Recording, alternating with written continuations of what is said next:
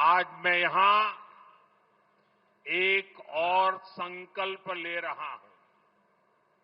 आने वाले समय में हम तमिलनाडु में राजराजा चोला और उनके पुत्र और महान शासक राजेंद्र चोला प्रथम की भव्य प्रतिमा स्थापित करेंगे। ये प्रतिमाएं हमारी ऐतिहासिक चेतना का आधुनिक स्तंभ हो बनेगी।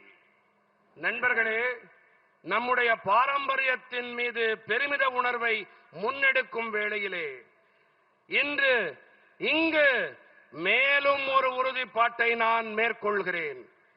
வரவிருக்கும் காலங்களிலே நாம் தமிழ்நாட்டிலே ராஜராஜ சோழன் அவருடைய மைந்தன் மகத்தான ஆட்சியாளர் முதலாம் ராஜேந்திர சோழனுடைய பிரமாதமான உருவச் சிலையை நிர்மாணம் செய்வோம்.